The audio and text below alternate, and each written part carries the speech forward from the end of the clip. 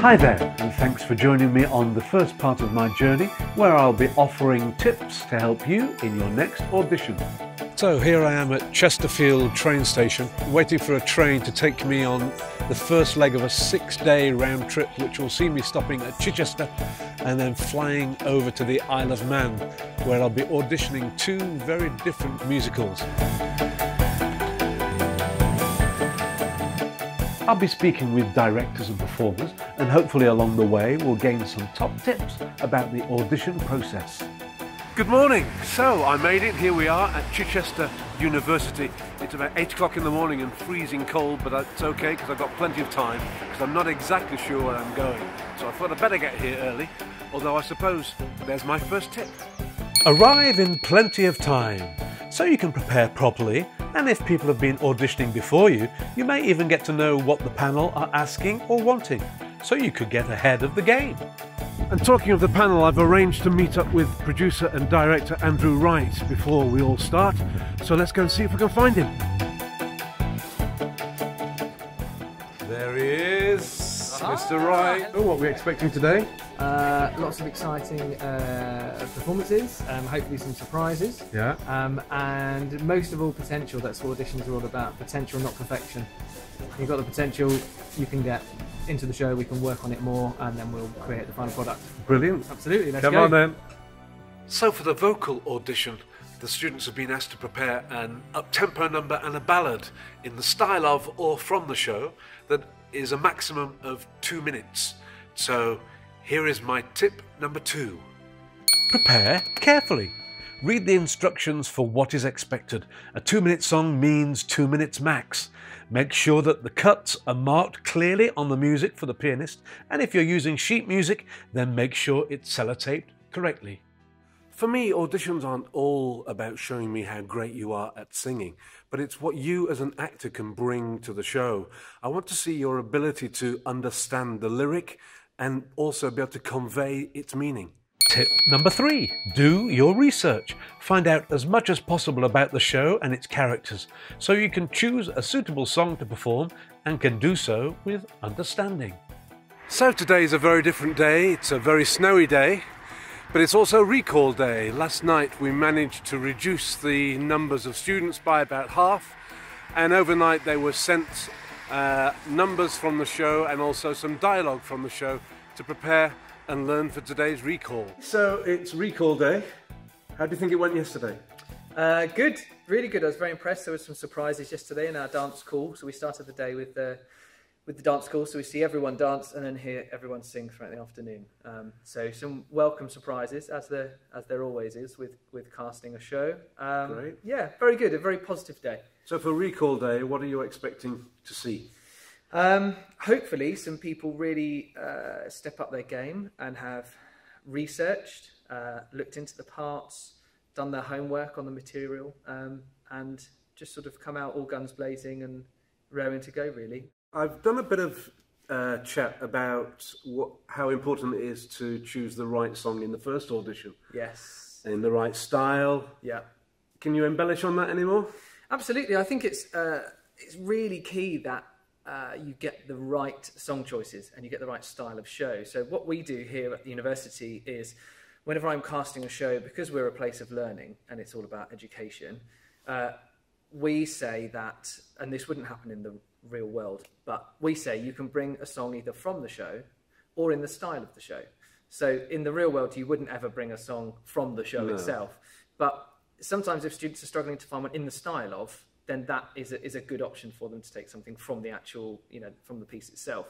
So that sort of indicates that they should have researched the piece itself, looked at the composer and other pieces that that composer's written, and work from other composers that is in the same musical style. The reason that's so important is because you may bring a song that is in a different style, that shows off your voice fantastically, but if it shows off your voice as a voice that suits that genre, then you're not necessarily ticking the box for this particular genre. No. So, if you're going to bring something from a very contemporary, pop-infused,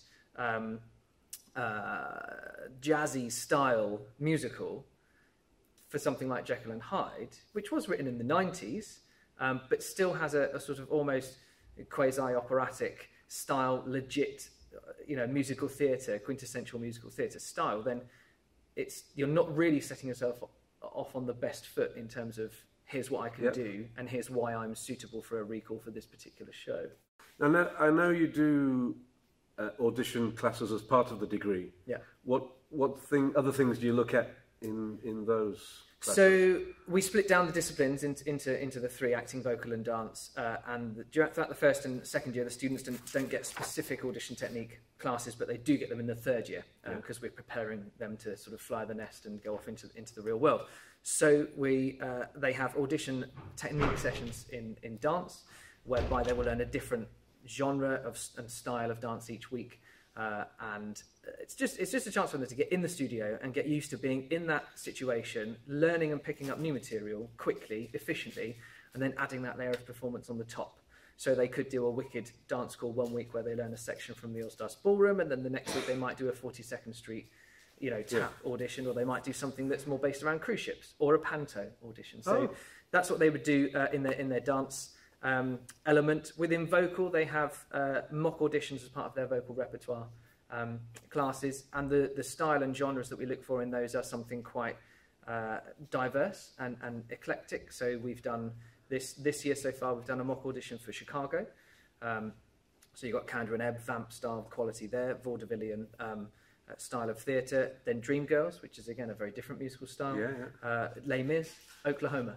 So you've got four very, very different styles there, and the students throughout first, second, and third year work towards filling their repertoire folder with a good amount of different songs and character numbers in different styles and genres, and to show off their voice effectively. So going back to our previous point, so that when they get an audition call for a particular style, they've got something available in all of those. Great. And then similarly in acting, they do a lot of cold reading and audition technique sessions with their acting tutors, both for camera, screen work, and also for theatre work as well. I've talked about arriving early and preparing for an audition, choosing the right song, doing the research as we've just discussed now. What is your top tip to give someone that's going into an audition? I think it would be do your homework and do your prep. And in part, within that, do your homework, be prepared, would be research the show itself, understand the show and the characters that are within the show. And if you wanted to select something in the correct musical style, of course, that gives us maybe a nod towards a particular character, then that's a good thing to do. But don't put all of your eggs in that basket. No. Because if the panel don't see you as that character, then you've almost you'd sort of put all your eggs in that one basket, and that's it. Well, if they're not that character, then they're not in it. Yeah. So do your research, know the show, also know the panel, research the panel as well. Obviously, I'm directing this particular production as well as producing it, and my students know me very well, but they don't know you. They've not worked with you before. They've not worked with Sam. So they should do their research, know the panel, because, if you want to, if you're selecting repertoire to take into an audition, for instance, I work with a musical director, David Beer, who's done 2 shows with me here at the university, and he MD'd pretty much every production, or supervised pretty much every production of Fame that's ever existed, certainly in this country and Europe, if not the world. So you probably wouldn't want to bring something from Fame. So it's those sorts of things. Research the panel, research show, research the panel, also know your work. So the songs that you're going to bring, know them intrinsically, so that when you do get that hit of adrenaline and the nerves kick in, you have to know that song so well that your body will automatically kind of just take over. Yeah. So don't learn something the night before. Really know your piece. So yeah, do your homework and be prepared. Try and anticipate what those nerves are going to do to you and how it's going to affect you, and then you can just manage that process. I think is probably the best thing. Be the best version of yourself. Great. That's my advice. Thank you very much. No problem. Let's see what recall day brings. Absolutely. So, Andrew's top tip emphasises the need to research and prepare. Research the show, understand the characters, know your work. So after 2 very long, successful days in Chichester, we now have a cast for Jekyll Hyde.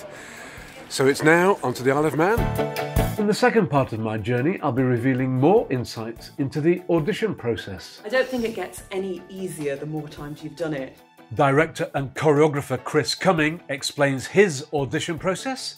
And so it's about best seeing their kind of skill set. And we talk to Oliver Ormson, who tells us how he landed a leading role. So I landed at JFK and I turned my phone on and I had a missed call from my agent. So please subscribe and join me next time. Bye for now.